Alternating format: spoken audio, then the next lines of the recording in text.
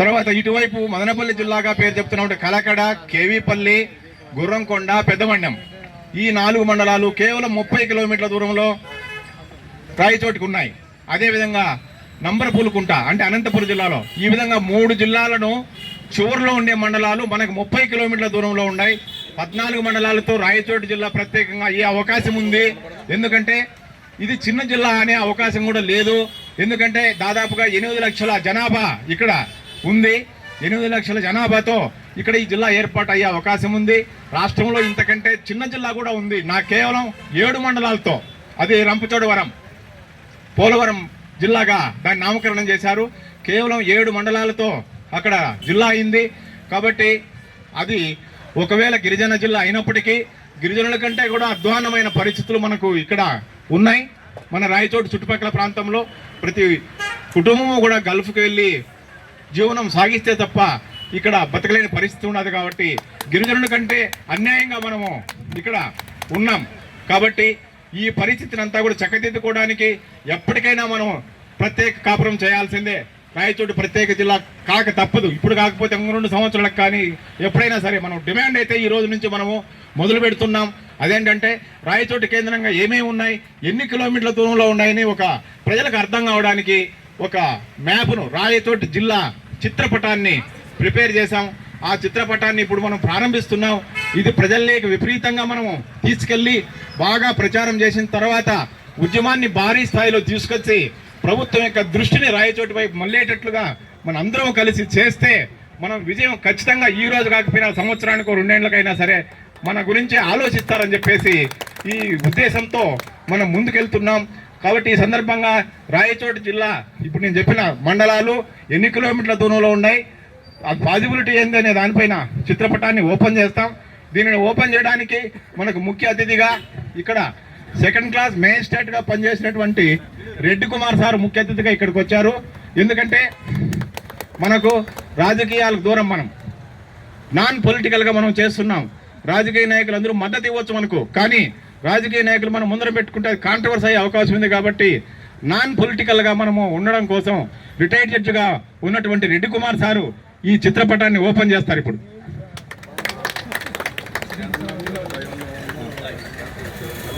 మరియు విశ్రాంత ఉద్యోగుల ప్రధాన కార్యదర్శిగా కూడా సార్ ఉన్నారు. కాబట్టి ప్రత్యేకంగా విశ్రాంత ఉద్యోగులు ప్రత్యేక శ్రద్ధతో ఈ ఉద్యమాన్ని ముందుకు తీసుకెళ్ళడానికి మరింతగా కృషి చేయాలని చెప్పేసి మేము కూడా కోరుకుంటున్నాం. చెప్పట్లు. ఇక్కడ జనికి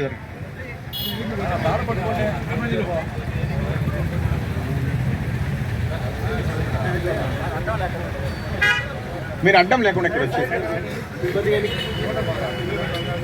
చెప్పదలుచుకుంటే గుర్రంకొండ కేవలం 40 కిలోమీటర్ల దూరంలో రాయచోటు ఉంది. అదేవిధంగా చక్రాపేట చూస్తే మీరు చక్రాపేట కేవలం 30 కిలోమీటర్ల దూరంలో ఉంది. అదేవిధంగా ఎన్పి కుంట, అనంతపురం జిల్లాలో ఉన్న ఎన్పి కుంట కేవలం 37 కిలోమీటర్ల దూరంలో ఉంది. అదేవిధంగా సుండుపల్లి 21 కిలోమీటర్ల దూరంలో ఉంది. దూరం ఉంటే చెప్తున్నాను, దగ్గర ఉన్నట్టు అన్ని ఎట్లా దగ్గర ఉన్నాయి. కేవీపల్లి కేవలం 37 కిలోమీటర్ల దూరంలో ఉంది. కేవీపల్లి, కలకడ, గుర్రంకొండ, పెద్దమండ్యం ఇవి చిత్తూరు జిల్లాకు సంబంధించిన, అంటే మదనపల్లి జిల్లాకు సంబంధించిన మండలాలు. అదేవిధంగా నంబర్కూలకు అంటే అనంతపురం జిల్లాకు సంబంధించిన మండలాలు. ఇవన్నీ కూడా కేవలం 40 కిలోమీటర్ల దూరం, మ్యాక్సిమం అంటే 40 కిలోమీటర్ల దూరంలో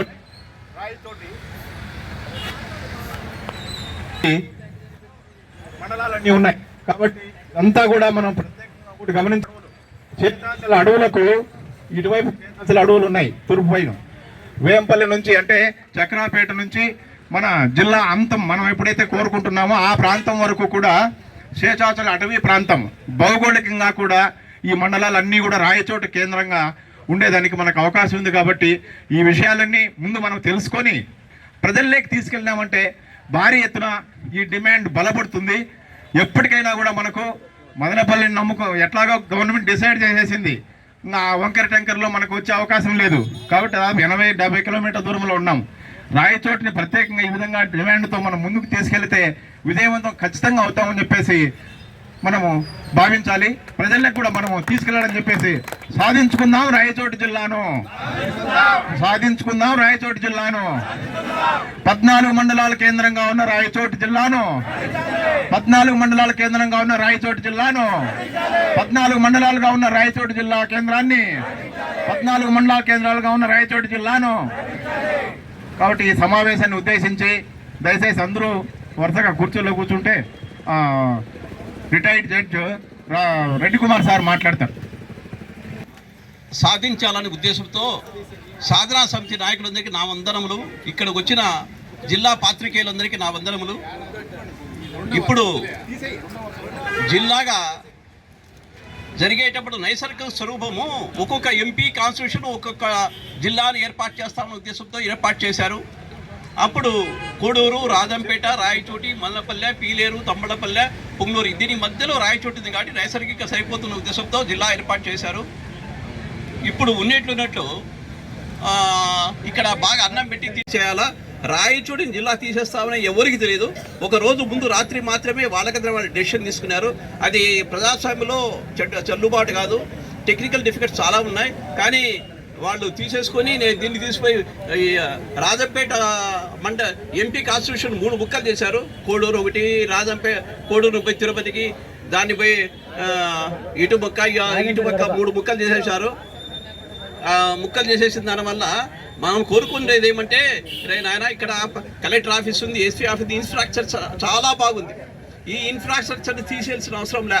నీకు మళ్ళీ ఇప్పుడు మనపల్లో పెట్టాలంటే ఆఫీసులో లేవట, ఆడ పెట్టుకోవాలంటే ఏదో కొన్ని కోట్ల ఖర్చు అవుతాయి. మనం ఇక్కడ కోట్ల ఖర్చు అవసరం లేదు.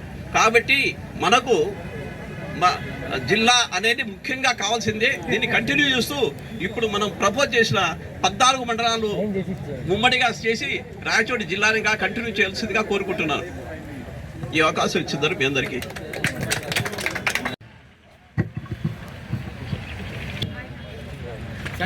పెద్దలందరికీ నా యొక్క జిల్లాలో ఎంతో ఆశతో ఎదురు చూస్తున్నటువంటి ప్రజానీకానికి అందరికీ కూడా నా యొక్క నమస్కారాలు.